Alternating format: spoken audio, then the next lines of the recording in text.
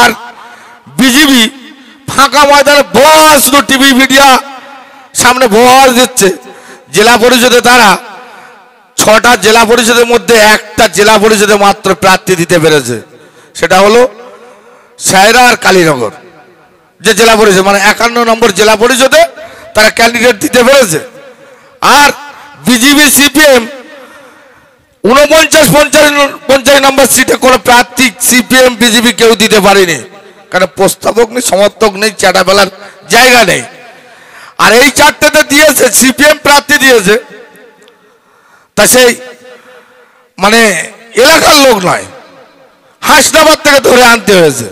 তাই আপনার শুভবুদ্ধি সম্পূর্ণ মানুষ, আপনাদেরকে বুঝতে হবে আপনার 5টা বছর পঞ্চায়েতের কোনো দায় বিপদ থেকে আরম্ভ করে, কোনো সার্টিফিকেট থেকে আরম্ভ করে, আমরা তৃণমূল কংগ্রেস যখন সেই পঞ্চায়েত ক্ষমতায় আছি, অর্থাৎ একমাত্র আপনাদের পাশে থাকবে তৃণমূল কংগ্রেসের যারা প্রধান উপপ্রধান মেম্বার যারা থাকবে।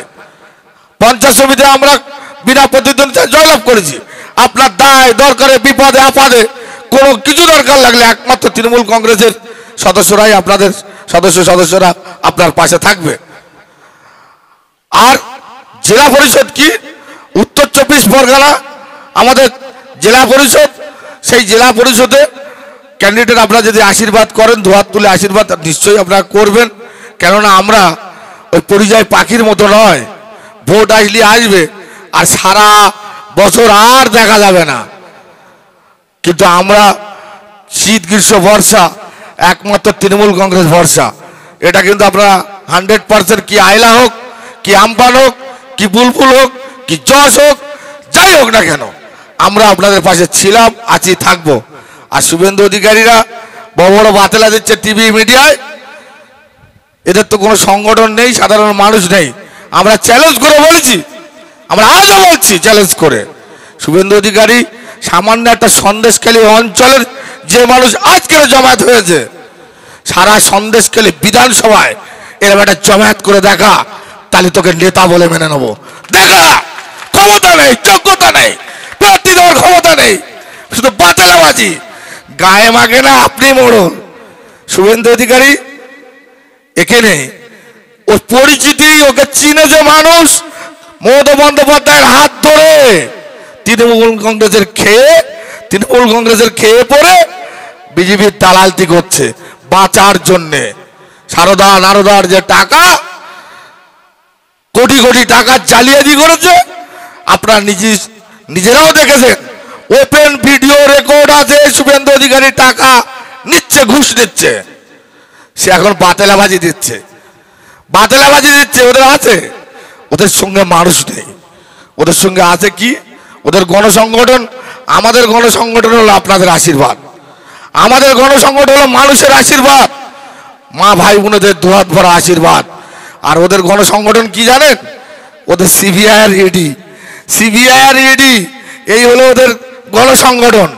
অতএব আপনার সুবুদ্ধি সম্পন্ন মানুষ, ওরা টিভির সামনে, মিডিয়ার সামনে শুধু বাতেলাবাজি ছাড়া আর কিছু নেই।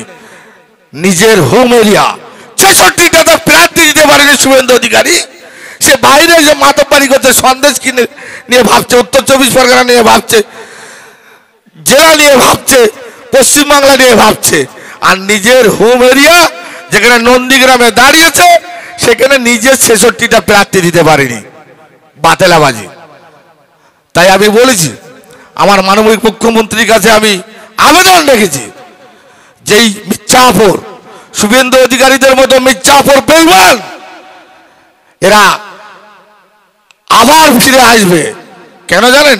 24-এ যখন এই জগদ্দল পাথরকে যেরকম আমরা সন্দেশখালী থেকে সরিয়েছি, 24-এর নির্বাচনে এই বিজেপি অপদার্থ সরকার এই জগদ্দল পাথরকে মানুষের আশীর্বাদে 24-এ কেন্দ্র থেকে বিতাড়িত হবে।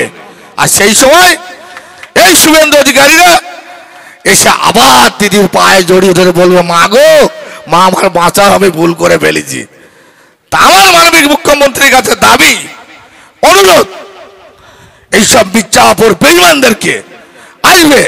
আপনি তো অনেকের ক্ষমা করেছেন, একেও আপনার ক্ষমা করতে হবে, কারণ আমার মাননীয় মুখ্যমন্ত্রী সবসময় মানুষের ক্ষমা করে। কারণ অনেক বড় বড় বাতেলা, অনেক বড় বড় নেতা গিয়েছিল আপনারা জানেন না? হ্যাঁ, মুকুল রায়, রাজীব বন্দ্যোপাধ্যায়, সৌগত, এই মানে সব্যসাচী দত্ত, তারপরে রাজীব বন্দ্যোপাধ্যায়, অর্জুন সিং, সব গিয়েছিল না? কি বাতেলাবাজি, কি বাতেলাবাজি, এই সেই হেন তেন। ওখানে তো মানুষ থাকতে পারবে না, মানুষ থাকা দল ওটা নয়।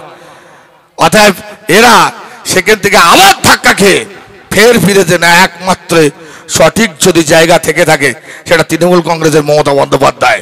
তাই তারা ছোটকে গিয়েও আবার রিটার্ন ফিরেছে। অনেক বড় বড় বাতেলা দিয়েছিল না, দিদি ক্ষমা করে দিয়েছে। তাই এবারেও 24-এর পরে আবার এই শুভেন্দু অধিকারী দিদির পায়ে জড়িয়ে ধরবে। তা আমি দিদির কাছে একটাই অনুরোধ, আমার মানবিক মুখ্যমন্ত্রীর কাছে, এই ধরনের মির্জাপুর বেঈমান শুভেন্দু অধিকারীদের মুখে জানে একটা অন্তত লাথি মারে, দুপাটি তার যেন পড়ে যায় এই শুভেন্দু অধিকারী। কারণ এর মতো বেঈমান যে কোনো টাইমে যেখানে থেকে 4-4টে দপ্তর, মন্ত্রিত্ব, বড় বড় পদ নিয়ে বেঈমানি গাদ্দারি যারা করতে পারে, আমরা তো তাকে চিনি। বিজেপি যারা এখন যারা বিজেপির নেতা, তারাও শুভেন্দু অধিকারী কেমন চিনতে পারছে। কেননা ওগুলো গিয়ে সব কিনের ঘুষো মেরে মেরে, কিনের ঘুষো মেরে মেরে এমন কাজ আছে বিজেপির লোকগুলোও ঘর থেকে বার করে দিচ্ছে। অর্থাৎ তারাও চিনতে পারছে, তারা চিনতে পারবে ওখান থেকে ওর ক্ষমতা নেই। 24-এর পরে আবার ফিরে আসবে। তাই আপনার এই ভাওতাবাজি, ধাপ্পাবাজি, ধোকাবাজি পাল্লায় না পড়ে, টিভি মিডিয়ার কান না দিয়ে, আমরা জানি মানুষের আশীর্বাদ আমাদের সঙ্গে আছে। সেই আশীর্বাদ, আপনাদের আশীর্বাদ দিয়ে আমরা আবারও জয়লাভ করব। জেলা পরিষদের যে ক্যান্ডিডেট শিবপ্রসাদ হাজরা, তাকে দুহাত তুলে আশীর্বাদ করবেন এবং জোড়াফুল চিহ্নে ভোট দিয়ে তাকে পিপুল ভোটে জয়যুক্ত করবেন।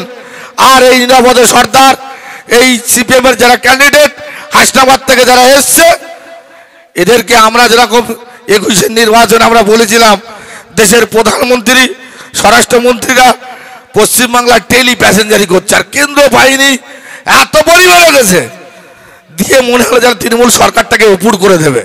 কিন্তু আপনাদের আশীর্বাদে আবারও অনেক বেশি আসন নিয়ে আমার মাননীয় মুখ্যমন্ত্রী আপনাদের আশীর্বাদ নিয়ে ক্ষমতায় এসছে।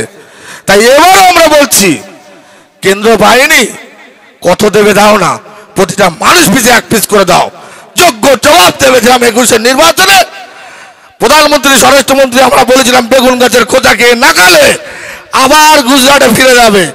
তাই আপনাদের কাছে করজোরে অনুরোধ, হাসনাবাদে যে ক্যান্ডিডেট আসছে আপনাদের তাকে আশীর্বাদ করবেন না আপনাদের ঘরের ছেলে, আপনাদের কাছের ছেলে, আপনার এলাকার ছেলে, সন্দেশকালের জন্মভূমি, কে আপনার আপনজন? আপনি কোনো বিপদে পড়লে আপনার প্রতিবেশীরা আগে ছুটে আসবে।